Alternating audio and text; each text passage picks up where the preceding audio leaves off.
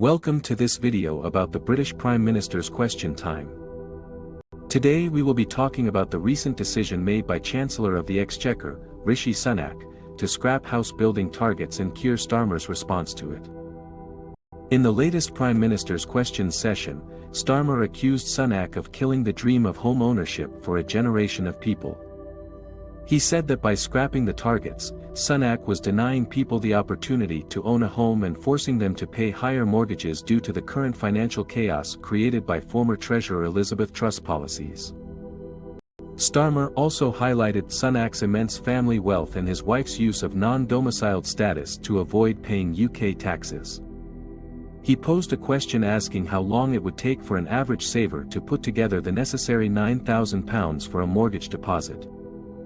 He then put the question in terms Sunak would understand, saying it was about the same amount of money he would use to heat his swimming pool for a year.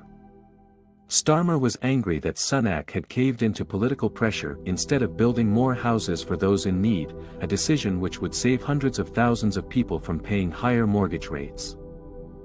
Sunak responded by saying that he had put local people in charge of new housing and praised his own success within 6 weeks of becoming Prime Minister. He also accused Starmer of wanting to impose top-down housing targets, suggesting that he wanted to concrete over the green belt and ignore local communities. Starmer then reminded Sunak that his decision was making things even worse for those who had already been struggling due to the financial crisis. He said that it would take an average family an extra 4 years of scrimping and saving to be able to afford a deposit on a house.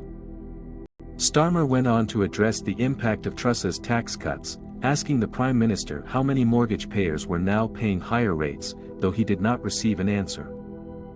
He then stated that 850,000 people were paying higher mortgages and 930,000 would be doing so by the end of the year.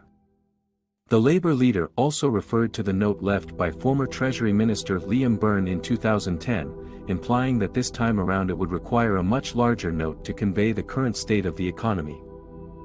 It is clear from this PMQ's session that the Chancellor's decision to scrap the house building targets has caused a great deal of controversy in the UK.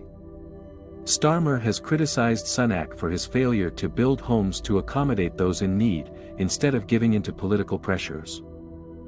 As more and more people feel the brunt of the financial chaos, it remains to be seen whether or not Sunak will reverse his decision, and give people back the chance to own their own home. Only time will tell.